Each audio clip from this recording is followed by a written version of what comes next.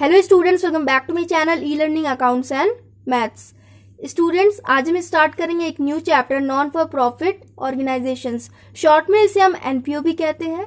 And students, I know मैं बहुत ही late ये चैप्टर आप लोग को एक्सप्लेन कर रही हूँ। अभी तक मैंने एक भी क्वेश्चन इस चैप्टर का एक्सप्लेन नहीं किया है। मुझसे बहुत बड़ी गलती होगी। I am really very sorry students. बहुत से बच्चों को प्रॉब्लम फेस करना पड़ा होगा मेरी वजह से, क्योंकि मैंने ये चैप्टर आप लोग को एक्सप्लेन नहीं किया है। पार्टनरशिप और कंपनी अकाउंट बताते बताते ये चैप्टर छूट गया था स्टूडेंट्स, एंड बीच में मेरे एग्जाम्स भी आ गए थे, इसलिए मैंने वीडियोस अपलोड करना छोड़ दिया था। बट आज से हम एनपीओ के भी क्वेश्चंस करेंगे। ओके, बहुत सारे बच्चों को इसके सॉल्यूशंस आते भी होंगे एंड बहुत ही सिंपल इजी चैप्टर है ये। जिन्हें नहीं आता होगा उन्हें आ जाएगा, ये मेरा वीडियोस देखने के बाद उन्हें भी आ जाएगा, सो डोंट वरी।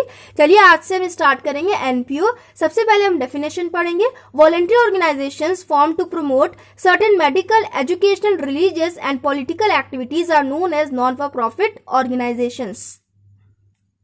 ऐसे ऑर्गेनाइजेशंस जो medical, educational, religious and political activities को प्रमोट करने के लिए बनाए जाते हैं, उन्हें हम कहते हैं non for profit organisations, NPO. These organizations are also known as non-trading institutions. इन्हें हम non-trading institutions भी कहते हैं। These organizations are formed with service motive. So students देखिए, बहुत ही ध्यान से सुनिएगा। NPO क्यों बनाया जाता है? NPO इसलिए बनाया जाता है, NPO बनाने का ये मकसद होता है कि वो ज्यादा से ज्यादा सोसाइटी की हेल्प करे। उनका मेन ऑब्जेक्टिव होता है सोशल वेलफेयर करना। वो ज्यादा से ज्यादा चाहते हैं कि पब्लिक की हम हेल्प करें। प्रॉफिट अर्न करना उनका मेन मकसद नहीं होता है, पैसा कमाना उनका मकसद नहीं होता है। चाहे ऑर्गेनाइजेशन में प्रॉफिट हो या लॉस हो, उन्हें कोई फर्क नहीं पड़ता। उन्होंने बस इसीलिए ऑर्गेनाइजेशन बनाया ताकि लोगों को, सोसाइटी को ज्यादा से ज्यादा हेल्प मिले। फॉर एग्जाम्पल, आपने गवर्नमेंट स्कूल्स एंड हॉस्पिटल्स देखे होंगे, हर सिटीज में होते हैं। वहां पे कम पैसों में, स्कूल्स में कम पैसों में पढ़ाई कराया जाता है। फ्री में बच्चों को बुक्स अवेलेबल कराई जाती है, यूनिफॉर्म अवेलेबल कराई जाती है। बहुत सारे गवर्नमेंट स्कूल में होते हैं, आप सबने सुना होगा। एंड गवर्नमेंट हॉस्पिटल्स में बहुत ही कम पैसों में मेडिसिन दिया जाता है, बहुत ही कम पैसों में पेशेंट्स का इलाज किया जाता है। ऐसे ऑर्गेनाइजेशंस का मेन एम यही होता है कि वो ज्यादा से ज्यादा पब्लिक की हेल्प करे। ओके स्टूडेंट्स, अभी तक आप लोगों ने क्या पढ़ा? अभी तक आप लोगों ने ऐसे ऑर्गेनाइजेशंस के बारे में पढ़ा जिनका मेन ऑब्जेक्टिव होता था प्रॉफिट अर्न करना, ज्यादा से ज्यादा प्रॉफिट अर्न करना।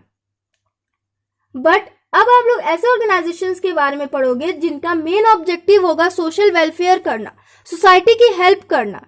इन्हें प्रॉफिट से मतलब नहीं होगा। ठीक, समझ में आया एनपीओ किसे कहते हैं? सो स्टूडेंट्स, एनपीओ तो आपको समझ में आ गया। अब देखिए, इसमें कुछ अकाउंट्स भी हमें बनाने पड़ते हैं, अकाउंट्स भी इसमें मेंटेन किए जाते हैं। स्टूडेंट्स, आपने क्लास 11 में फाइनेंशियल स्टेटमेंट पढ़ा था ना? फाइनेंशियल स्टेटमेंट से रिलेटेड दो चैप्टर थे, एक financial statements and financial statement with adjustment. तो इसमें भी हमें फाइनेंशियल स्टेटमेंट ही करना है। अभी तक आपने ऐसे ऑर्गेनाइजेशंस का फाइनेंशियल स्टेटमेंट बनाया जिनका मेन ऑब्जेक्टिव होता था प्रॉफिट अर्न करना, बट अब आपको ऐसे ऑर्गेनाइजेशंस के फाइनेंशियल स्टेटमेंट्स बनाने हैं जिनका मेन ऑब्जेक्टिव होता है सोसाइटी की हेल्प करना। ठीक, तो क्लास 11 में आपने ट्रेडिंग अकाउंट बनाया था and profit and loss account बनाया था, and last one balance sheet बनाते थे। बट एनपीओ चैप्टर में आपको क्या क्या बनाना है देखिए। Receipts and payments account, income and expenditure account,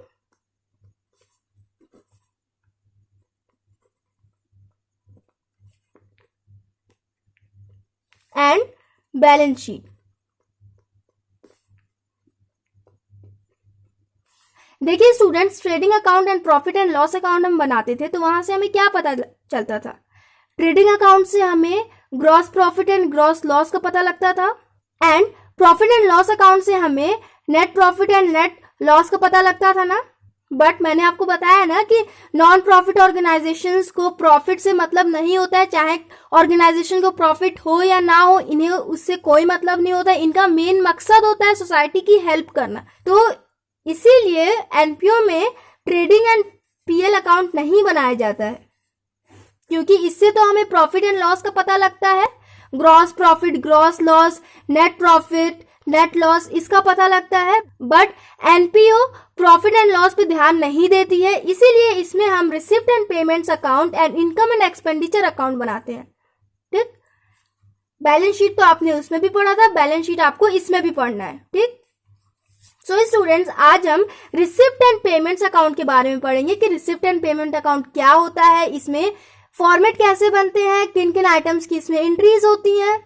ठीक, तो बहुत ही सिंपल है। सबसे पहले आप लोग देखिए इसके फॉर्मेट कैसे बनते हैं।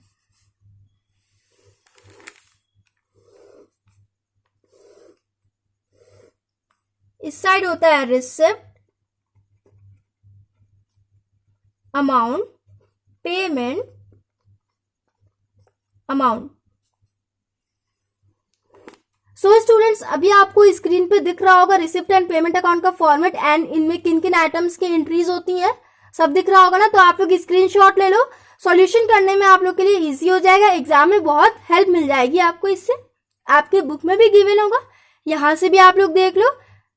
ठीक, बहुत ही हेल्प मिल जाएगी आपको। अब देखिए students, receipt and payment account का फीचर्स क्या क्या होता है, ये जानना आप लोग के लिए बहुत जरूरी है।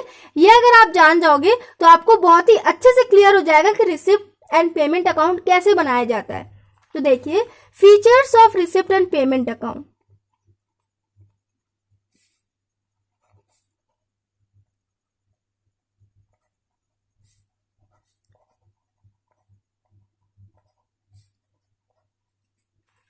So the point first is, it is a real account.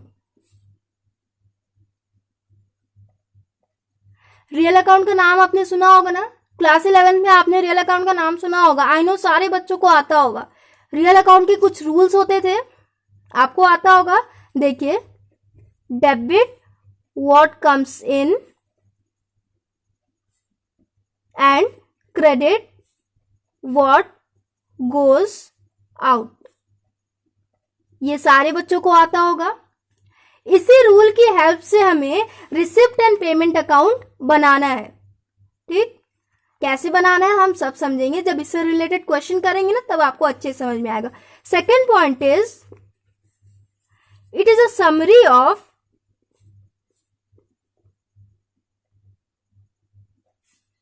Cash transactions.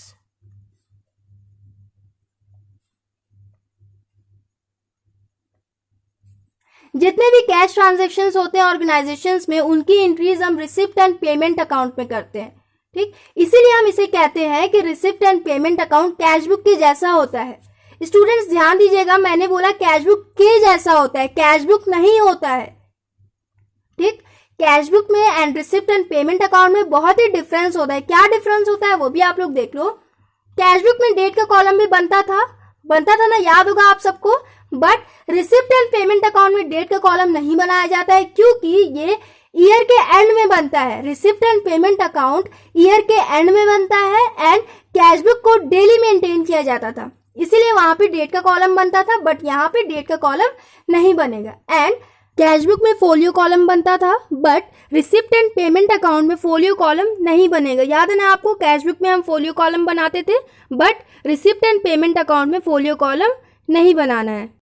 Receipt and payment account में सिर्फ receipt column, amount column, payment column and amount column, बस इतना ही बनेगा। ठीक, and the last difference is, NPO में हम receipt and payment account बनाते हैं एंड प्रॉफिट मेकिंग ऑर्गेनाइजेशंस में हम कैश बुक बनाते हैं।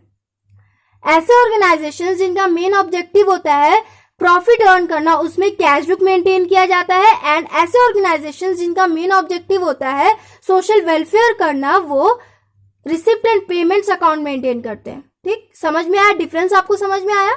So this second feature is, it is a summary of cash transactions. Organisations में जितने भी कैश ट्रांजैक्शंस होते हैं उनकी एंट्री हम रिसिप्ट एंड पेमेंट्स अकाउंट में करते हैं।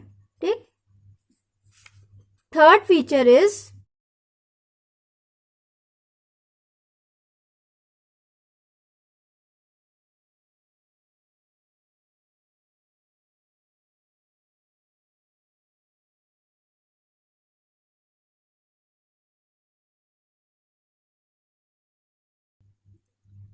थर्ड पॉइंट देखिए, receipt and payments account record all cash receipts whether it is a capital receipt और रेवेन्यू रिसिप्ट। स्टूडेंट्स इसमें देखिए 2 न्यू पॉइंट्स आए हैं, कैपिटल एंड रेवेन्यू। तो आप सारे बच्चे मुझसे बताना, कमेंट सेक्शन में मुझसे जरूर बताना कि कैपिटल एंड रेवेन्यू के बारे में आपको मालूम है, कैपिटल क्या होता है, रेवेन्यू क्या होता है, इसके बारे में आपको नॉलेज है। अगर है तो बहुत ही अच्छी बात है, और अगर नहीं है तो ये टॉपिक मैंने एक्सप्लेन किया है, लास्ट ईयर ही मैंने इस टॉपिक पे एक वीडियो अपलोड किया था, लिंक आपको मेरे डिस्क्रिप्शन बॉक्स में मिल जाएगा। पहले आप लोग वाला वीडियो देख लो, पहले अच्छे से क्लियर कर लो कि कैपिटल क्या होता है एंड रेवेन्यू क्या होता है। ये दोनों पॉइंट आपको जानना बहुत ही जरूरी है, क्योंकि ये वाला पूरा चैप्टर इन्हीं दोनों पॉइंट्स पे डिपेंड है। तो पहले आप लोग जान लो कैपिटल किसे कहते हैं एंड रेवेन्यू किसे कहते हैं, कैपिटल एक्सपेंडिचर किसे कहते हैं, रेवेन्यू एक्सपेंडिचर किसे कहते हैं, कैपिटल रिसिप्ट क्या होता है एंड रेवेन्यू रिसिप्ट क्या होता है। ठीक, अगर आपको ये समझ में आ जाएगा तो ये चैप्टर आपको बहुत ही इजीली समझ में आ जाएगा। ठीक, तो देखिए स्टूडेंट्स, मैं यहाँ पे शॉर्ट में बता रही हूँ, कैपिटल रिसिप्ट बड़े इनकम को कहते हैं, ऐसे इनकम जो कभी कभार होते हैं। ठीक, एंड रेवेन्यू रिसिप्ट मतलब छोटे इनकम्स जो रोज रोज होते हैं, हमेशा होते हैं। ठीक, तो रिसिप्ट एंड पेमेंट में सारे कैश रिसिप्ट्स की एंट्री हम करते हैं, चाहे वो बड़े इनकम हो या फिर छोटे इनकम हो, सबकी एंट्री हम रिसिप्ट एंड पेमेंट अकाउंट में करते हैं। ठीक, and the fourth point is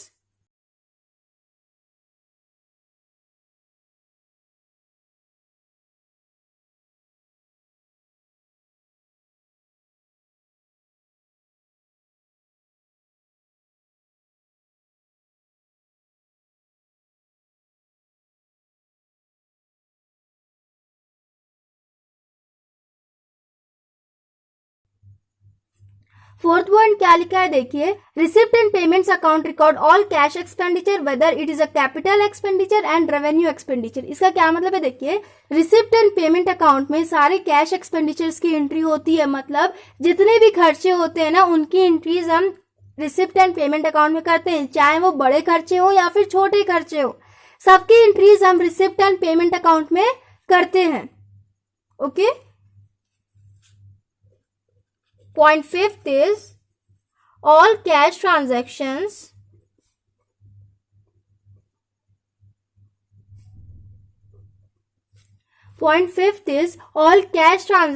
whether belonging to the current year or previous year or next year are recorded in receipts and payments account। मतलब सारे कैश ट्रांजेक्शन्स की entry हम receipt and payment account में करते हैं, चाहे वो इस साल का हो, पिछले साल का हो या फिर नेक्स्ट ईयर का हो, सबकी एंट्रीज हम रिसिप्ट एंड पेमेंट अकाउंट में करते हैं। ओके स्टूडेंट्स, शॉर्ट में समझ लो तो सारे कैश ट्रांजैक्शंस की एंट्री, चाहे वो छोटे खर्चे हो या फिर बड़े खर्चे हो, छोटे इनकम हो, बड़े इनकम हो, इस साल के हो, पिछले साल के हो, नेक्स्ट ईयर के हो, सबकी एंट्रीज हम रिसिप्ट एंड पेमेंट अकाउंट में करते हैं। अगर ऑर्गेनाइजेशन में पैसा आता है तो उसकी एंट्री रिसिप्ट साइड में करते हैं, एंड अगर ऑर्गेनाइजेशन से पैसा जाता है तो उसकी एंट्री हम पेमेंट साइड में करते हैं। ये वाला रूल देखिए, व्हाट कम्स इन, कैश अगर आया तो उसकी एंट्री रिसिप्ट साइड में, and what goes out, cash अगर गया, ऑर्गेनाइजेशन से गया, उसकी एंट्री हम पेमेंट साइड में करते हैं। समझ में आया आपको स्टूडेंट्स?